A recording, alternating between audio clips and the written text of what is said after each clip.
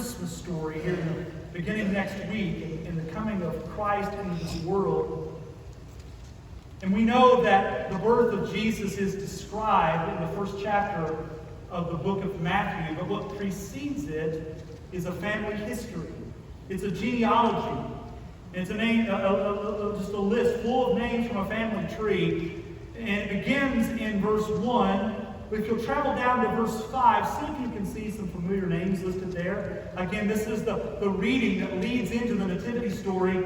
Verse 5, it says, "And Salmon the father of Boaz, by Rahab, and Boaz the father of Obed, by Ruth, and Obed the father of Jesse, and Jesse the father of David the king." And then it keeps on going, giving father of this one, and father of that one, and continues down the family tree as you get to verse 16. And look at verse 16 as it continues. "And Jacob the father of Joseph, the husband of Mary, and of whom Jesus was born, who is called Christ."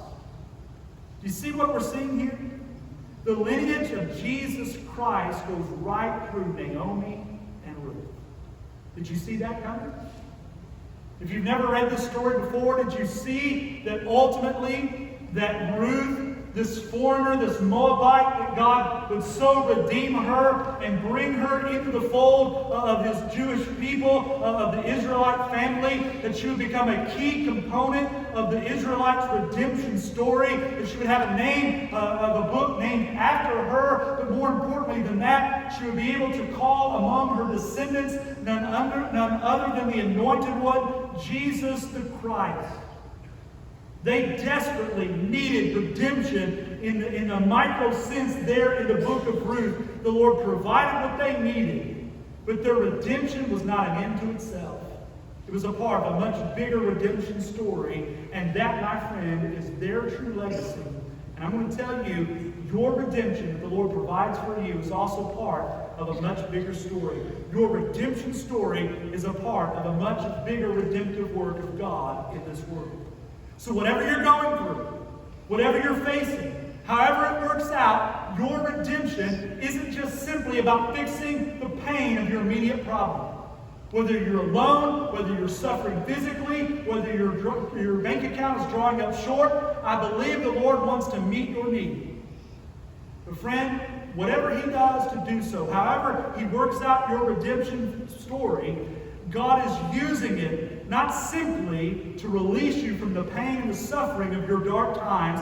He is using it to grow you, to mature you, but also so that you can use it as you bear testimony of the work of God in your life and point to the greater redemption story that God is working out in this world. That is the real legacy of your redemption.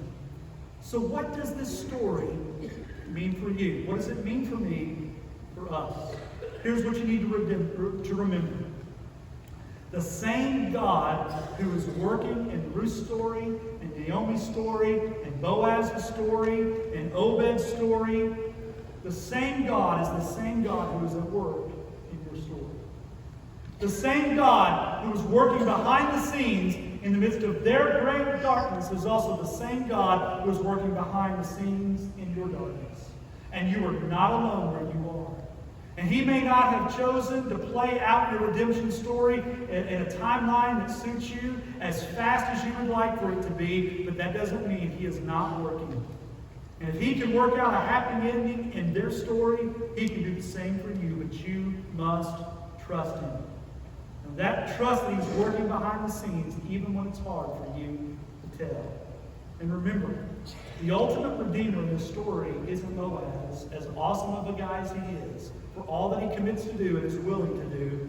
But the ultimate redeemer is God Himself, who is able to redeem you, and He is also willing. We know this because of what we read about Jesus. Jesus was able.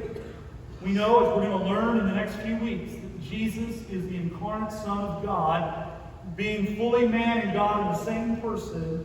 He and He alone was able to offer up His life as a sacrifice, not to purchase some land, not to enter into a marriage contract with you or me, but He was able to do so in order to purchase us. You see, we were enslaved to sin. We had a penalty. We have a penalty because of our sin. that keeps us separated from God that needed to be paid. And because Jesus came to this earth, lived a perfect life, went to the cross, and died on the cross, his blood poured out as an atoning sacrificial work for you and for me. And with his blood, by his blood, we have been redeemed. We have been purchased. We have been blood-bought. He is able to redeem you. But just because he is able to redeem you doesn't mean that he automatically does. The truth is that he had to be willing. And we know that he was willing because he actually came to earth. He actually came and did what the New Testament describes him doing, what the Gospels describe him doing.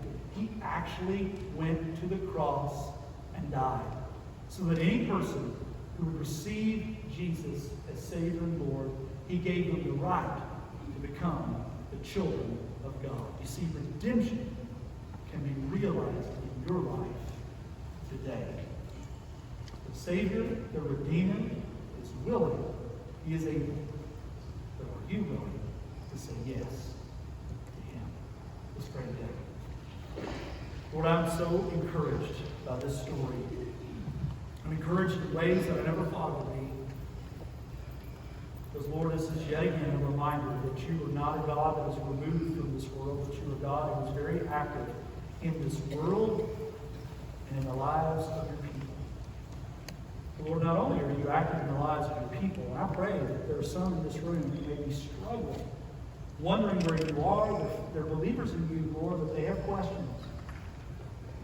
That soon you will act on their behalf and show how you are indeed redeeming their situation.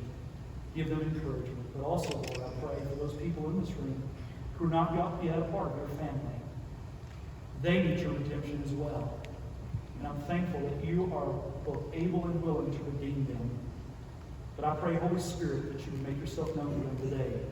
Help them to see that they must too be willing to say yes to you.